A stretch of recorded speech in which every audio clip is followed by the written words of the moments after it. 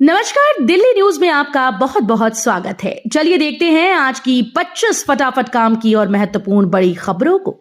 पर इससे पहले वीडियो को लाइक करना बिल्कुल न भूलें। दिल्ली एनसीआर में H1N1 का बढ़ता कहर, एक दिन में 114 नए मामले, कई डॉक्टर भी संक्रमित। दिल्ली एनसीआर में H1N1 संक्रमण के मामले अचानक बढ़ने से चिंता बढ़ गई। एक दिन में 114 नए मामले सामने आने की खबर है। खास बात यह है कि कई डॉक्टर्स के भी संक्रमित होने की जानकारी सामने आई। संक्रमण बढ़ने के बीच अस्पतालों में सतर्कता बढ़ाई जा रही है।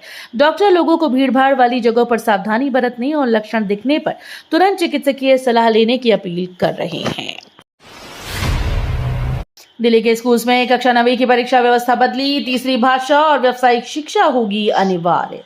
दिल्ली के स्कूल्स में कक्षा 9वीं की परीक्षा और पदोन्नति व्यवस्था में बड़ा बदलाव किया गया। नई व्यवस्था के तहत छात्रों के लिए तीसरी भाषा और व्यावसायिक शिक्षा को अनिवार्य किया गया है। इसका उद्देश्य विद्यार्थियों की पढ़ाई को ज्यादा व्यापक बनाने के साथ उन्हें भविष्य की जरूरतों के लिए तैयार करना है।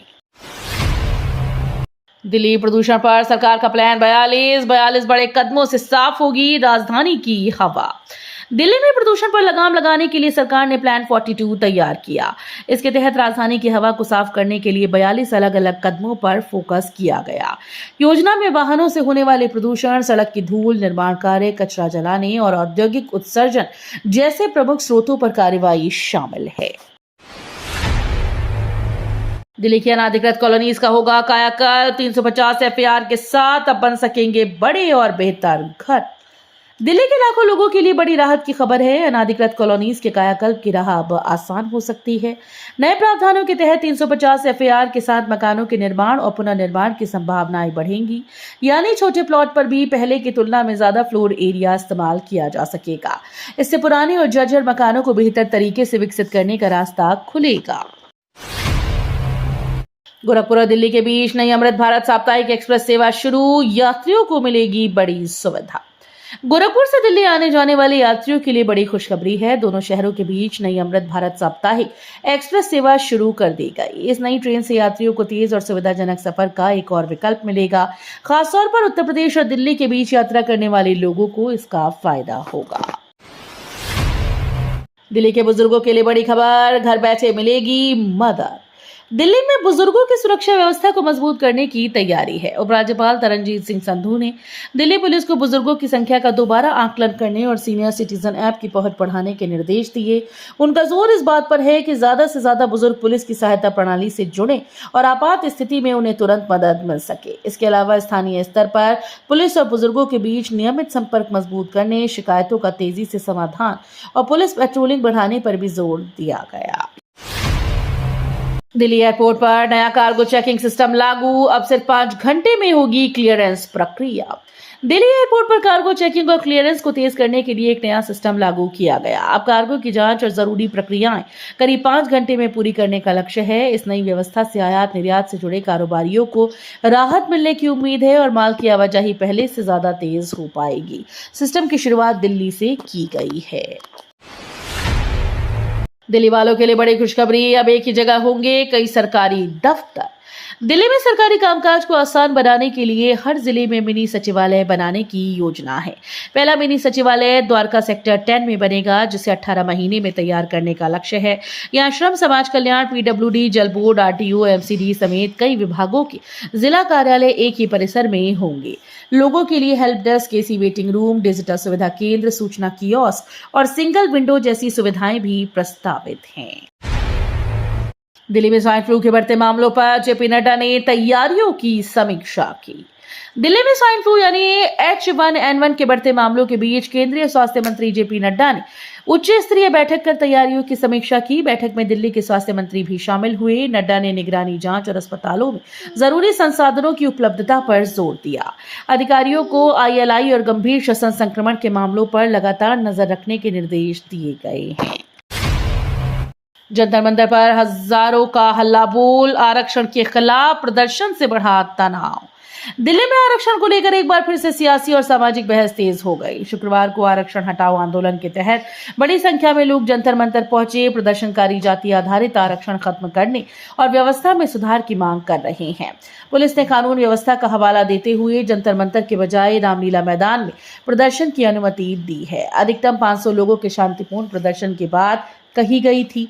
इसके बावजूद प्रदर्शनकारियों ने जंतर मंतर छोड़ने से इनकार कर दिया।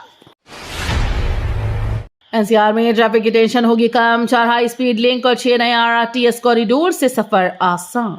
एनसीआर में आने वाले वर्षों में ट्रैफिक की समस्या कम करने की बड़ी तैयारी है। मास्टर प्लान 2047 के तहत 4 हाई स्पीड लिंक और 6 नए आरटीएस कॉरिडोर विकसित करने की योजना है। इन परियोजनाओं का मकसद दिल्ली और आसपास के शहरों के बीच कनेक्टिविटी बेहतर करना और सड़क पर वाहनों का दबाव घटाना है। नए कॉरिडोर तैयार होने से यात्रियों को तेज, सुरक्षित और सुविधाजनक सार्वजनिक परिवहन का विकल्प मिलेगा। एसआईआर के बाद दिल्ली में बढ़ेंगे मतदान केंद्र, 1200 से ज्यादा वोटर एक बूथ पर नहीं होंगे। एसआईआर के बाद दिल्ली में मतदान केंद्रों की संख्या बढ़ाई जाएगी। चुनाव आयोग ने एक पोलिंग बूथ पर अधिकतम 1200 मतदाताओं की सीमा तय की। जिन बूथों पर इससे ज्यादा वोटर होंगे उन्हें जरूरत के मुताबिक विभाजित किया जाएगा। नए बूथ मौजूदा केंद्रों के करीब बनाए जाएंगे ताकि मतदाताओं को ज्यादा दूरी तय न करनी पड़े। इस बदलाव का मकसद मतदान के दौरान भीड़ और लंबी कतारें कम करना है। दिल्ली एनसीआर में पेट्रोल, डीजल और सीएनजी मालवाहक वाहनों के लिए रजिस्ट्रेशन पर रोक, अगले साल से नियम लागू। दिल्ली एनसीआर में प्रदूषण कम करने के लिए मालवाहक वाहनों को लेकर बड़ा फैसला लिया गया। अगले साल से पेट्रोल, डीजल और सीएनजी से चलने वाले मालवाहक वाहनों के रजिस्ट्रेशन पर पूरी तरह से रोक रहेगी। इस कदम का मकसद धीरे धीरे माल परिवहन को स्वच्छ ईंधन और कम प्रदूषण वाले विकल्पों की ओर ले जाना है। नए नियम के अनुसार उसका असर दिल्ली एनसीआर में माल ढुलाई से जुड़े कारोबार और वाहन मालिकों पर पड़ सकता है। दिल्ली में AI कौशल और स्वास्थ्य सुविधाओं के नए केंद्र शुरू, मुख्यमंत्री रेखा गुप्ता ने किया उद्घाटन। दिल्ली में AI कौशल और स्वास्थ्य सुविधाओं को बढ़ावा देने की दिशा में नई पहल शुरू हुई। मुख्यमंत्री रेखा गुप्ता ने राजधानी में नए केंद्रों का उद्घाटन किया। इस केंद्रों का उद्देश्य युवाओं को आधुनिक तकनीक और आर्टिफिशियल इंटेलिजेंस से जुड़े कौशल का प्रशिक्षण देना है। वहीं स्वास्थ्य सुविधाओं से जुड़े केंद्रों के जरिए लोगों को बेहतर सेवाएं उपलब्ध कराने पर जोर दिया गया। सफाई कर्मियों की हड़ताल खत्म होने के 2 दिन बाद भी नहीं उठा कूड़ा, निगम ने दी बड़ी चेतावनी। दिल्ली में सफाई कर्मियों की हड़ताल खत्म होने के बावजूद कई इलाकों में कूड़े का उठान पूरी तरह से सामान्य नहीं हो पाया। हड़ताल खत्म हुए 2 दिन बीत चुके हैं, लेकिन सड़कों और सार्वजनिक जगहों पर कचरा जमा होने की शिकायतें सामने आ रही हैं।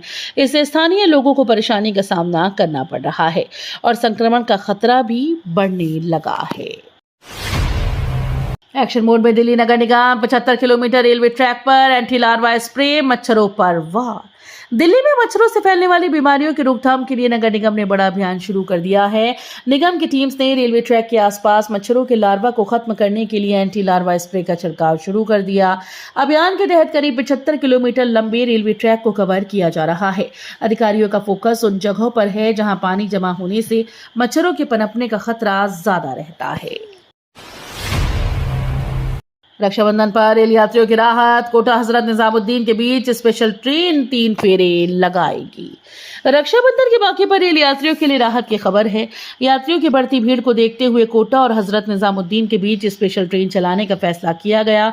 ये ट्रेन दोनों दिशाओं में कुल 3 फेरे लगाएगी, जिसके त्योहार के दौरान घर जाने वाले यात्रियों को अतिरिक्त यात्रा का विकल्प मिलेगा। करोल बाग में भरभरा कर गिरी इमारत, हादसे में एक व्यक्ति की मौत, 2 लोग हुए घायल। दिल्ली के करोल बाग इलाके में एक बड़ा हादसा सामने आया। यहाँ एक इमारत अचानक से भरभरा कर गिर गई, जिससे इलाके में अफरा तफरी मच गई। हादसे में एक व्यक्ति की मौत हुई, जबकि 2 लोग घायल बताए जा रहे हैं। घटना की सूचना मिलते ही राहत और बचाव दल मौके पर पहुंचा और मलबे में फंसे हुए लोगों की तलाश शुरू की।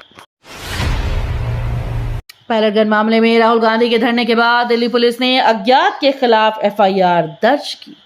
पायलट गन मामले को लेकर दिल्ली में सियासत गर्मा गई। कांग्रेस नेता राहुल गांधी के धरने के बाद दिल्ली पुलिस ने इस मामले में अज्ञात व्यक्ति के खिलाफ एफआईआर दर्ज कर ली। मामला उस घटना से जुड़ा है जिसमें पायलट गन के इस्तेमाल को लेकर सवाल उठे थे। राहुल गांधी ने कार्रवाई की मांग करते हुए धरना दिया था। 2047 की नई दिल्ली का मेगा प्लान, लुटियंस में हाई राइज पर रोक, डिजिटल इकोनॉमी को मिलेगी रफ्तार। 2047 की नई दिल्ली को लेकर सरकार ने बड़ा विजन प्लान तैयार किया। राजधानी के भविष्य को आधुनिक, टिकाऊ और डिजिटल अर्थव्यवस्था के अनुकूल बनाने पर जोर दिया जा रहा है। खास बात यह है कि लुटियंस दिल्ली की पहचान और मौजूदा स्वरूप को बनाए रखने के लिए यहां हाई राइज इमारतों की अनुमति नहीं होगी। वहीं शहर में डिजिटल इकोनॉमी को बढ़ावा देने के लिए नई तकनीक, बेहतर कनेक्टिविटी और आधुनिक सुविधाओं पर फोकस किया जाएगा। दिल्ली जेल विभाग के 49 अधिकारियों पर कार्रवाई की तलवार, आईडी वेरिफिकेशन में गड़बड़ी। दिल्ली जेल विभाग के 49 अधिकारियों पर बड़ी कार्रवाई की तैयारी है। आईडी वेरिफिकेशन में कथित गड़बड़ी सामने आने के बाद इन अधिकारियों की नौकरी पर संकट मंडरा रहा है। अधिकारियों पर आरोप है कि वेरिफिकेशन प्रक्रिया में निर्धारित नियमों का सही तरीके से पालन नहीं किया गया। मामले को गंभीरता से लेते हुए विभागीय स्तर पर जांच और कार्रवाई की प्रक्रिया शुरू की जा सकती है। अवैध खनन और मनी लॉन्ड्रिंग केस में ईडी का बड़ा एक्शन, एक और कारोबारी गिरफ्तार। अवैध खनन और मनी लॉन्ड्रिंग मामले में प्रवर्तन निदेशालय यानी ईडी ने एक और कारोबारी पर शिकंजा कसा है। जांच एजेंसी ने मामले से जुड़े कारोबारी को गिरफ्तार किया। ये कार्रवाई अवैध खनन से होने वाली कमाई को कथित तौर पर मनी लॉन्ड्रिंग के जरिए खपाने से जुड़ी जांच के तहत की जा रही है। इससे पहले भी ईडी इस मामले में कई ठिकानों पर छापेमारी और संपत्तियों पर कार्रवाई कर चुकी है। केजरीवाल का पीएम मोदी पर हमला, बोले भारत की प्रति व्यक्ति आय बांग्लादेश से भी कम हुई। आम आदमी पार्टी के राष्ट्रीय संयोजक अरविंद केजरीवाल ने प्रधानमंत्री नरेंद्र मोदी पर तीखा हमला बोला। केजरीवाल ने दावा किया कि भारत की प्रति व्यक्ति आय अब बांग्लादेश से भी कम हो गई है। उन्होंने कहा कि 2014 में भारत की प्रति व्यक्ति आय करीब $1600 थी, जबकि बांग्लादेश की $1100। केजरीवाल के मुताबिक अब भारत की आय करीब $2800 और बांग्लादेश की $2900 है। दिल्ली में रिटायर्ड कर्नल से डिजिटल अरेस्ट के नाम पर 15.5 लाख ठगे, 4 आरोपी गिरफ्तार। दिल्ली में साइबर ठगी का चौंकाने वाला मामला सामने आया। साइबर अपराधियों ने एक रिटायर्ड कर्नल को डिजिटल अरेस्ट का डर दिखाकर 15,50,000 रुपए ठग लिए। पुलिस ने मामले की जांच करते हुए 4 आरोपियों को गिरफ्तार किया है। जांच में सामने आया कि इस गिरोह का नेटवर्क कंबोडिया और दुबई तक फैला हुआ था। खान मार्केट को दिल्ली हाईकोर्ट से झटका, एनडीएमसी की एक समान टैक्स गणना की मांग पर राहत नहीं। खान मार्केट से जुड़े टैक्स विवाद में दिल्ली हाईकोर्ट ने बड़ा फैसला सामने आया है।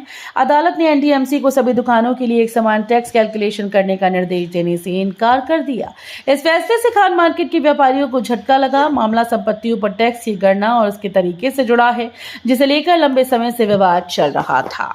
तो ये थी आज की बड़ी खबरें। रोजाना ऐसे ही सबसे पहले अपडेट पाने के लिए चैनल को सब्सक्राइब करना बिल्कुल न भूलें। धन्यवाद।